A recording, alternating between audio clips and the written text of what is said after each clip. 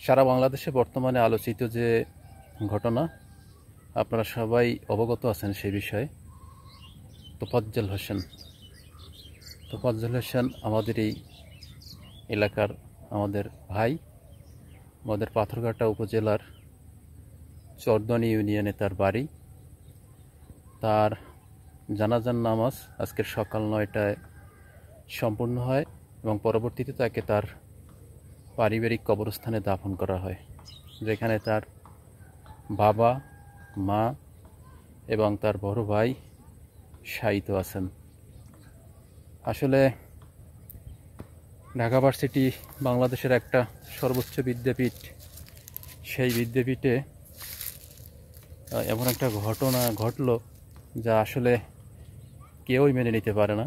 যেখানে মানুষ গড়ার কারিগর, যেখান থেকে মানুষত্ববোধ সম্পন্ন মানুষ তৈরি হয়, সেখানে যদি মানুষত্বহীন কার্যকলাপ হয়, সেটা আসলে মেনে নেবার মতো নয়। এমন একটা মানুষকে নির্যাতনের মাধ্যমে আজকের শেষ করে দেওয়া হলো। সেই মানুষটার আসলে অবশিষ্ট আর দুনিয়ায় কেউ রইল না।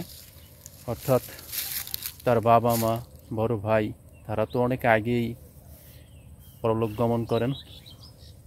সেই সাথে তার আপনজন বলতে আর কেউই ছিল না, শুধু একাই ছিল।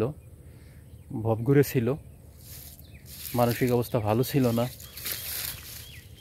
আমার পেজে যারা দর্শক আছেন তাদের উদ্দেশ্য করেই বলি, আমাদের ইউনিয়ন হচ্ছে পাথরঘাটা ইউনিয়ন, আর এই তোফাজ্জল হোসেন হচ্ছে চরদনি ইউনিয়ন, অর্থাৎ আমাদের পার্শ্ববর্তী যে ইউনিয়ন, সেই ইউনিয়নের ছেলে। একদম কাছাকাছি। আমাদের এই ইউনিয়ন থেকে মোটরসাইকেল যোগে যেতে তাদের বাড়িতে সর্বোচ্চ 10 থেকে 15 মিনিট সময় লাগে। আমরা আসলে এলাকাবাসী এবং সারা বাংলাদেশের মানুষের ন্যায় এই যে ঘটনাটা ঘটলো, নিন্দনীয় একটা ঘটনা, এটার আসলে আমরা সকলে সুষ্ঠু বিচার চাই। যারা এই ধরনের ন্যাক্কারজনক ঘটনা ঘটায়, আসলে সমাজ থেকে তাদের উপরে ঘৃণা, সেই সাথে তাদের পরিবারের যে লোকজন আছে তাদেরকেও ঘৃণা করা উচিত। তাহলে আমাদের সমাজে এই রকমের আর ঘটনা ঘটবে না আশা করছি।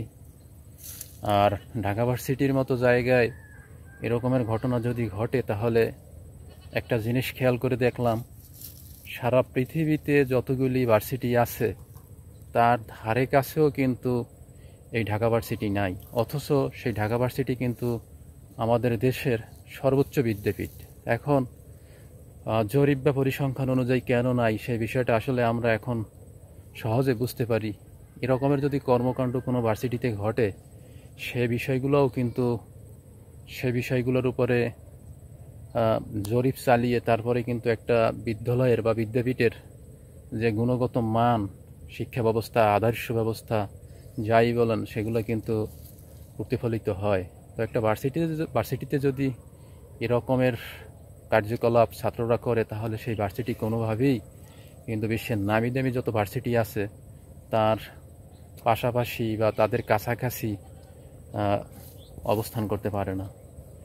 আসলে এ ধরনের কার্যকলাপের খেসারত যেমন আমাদের দেশ দিতেছে, তেমন আমাদের বিদ্যাপীঠগুলোও দিতেছে। সেই সাথে দেশ এবং দেশের মানুষেরও ক্ষতি হচ্ছে। তা আমরা চাই সকল বিদ্যাপীঠ যেন একটা মানুষ গড়ার কারিগর হিসেবে প্রতিষ্ঠিত হয় এবং মানুষত্ববোধ সম্পন্ন মানুষ তৈরি করার কাজে শিক্ষকরা তথা ছাত্ররা আগামী দিনগুলিতে যেন সেইভাবে পরিচালিত হয়, সেটাই আমরা সকলে কামনা করি। আর তোফাজ্জল হোসেন যে আজকের নির্মম নির্যাতনের শিকার হয়ে পরলোক গমন করলো, এজন্য আমরা এলাকাবাসীও সুষ্ঠু তদন্ত সাপেক্ষে একদম কঠিন বিচার চাই।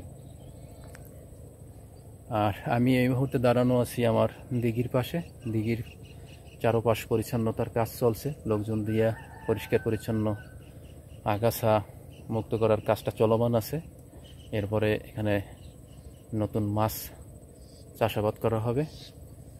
তো এই ছিল এই ভিডিওর মাধ্যমে পেজের দর্শকদের এই কথাগুলো বলার জন্যই আসলে এই ভিডিওটা করা, যে তোফাজ্জল হোসেনের মতো যেন সারা বাংলাদেশে আর এই রকমের কেউ নির্যাতনের শিকার হয়ে পরলোক গমন না করে।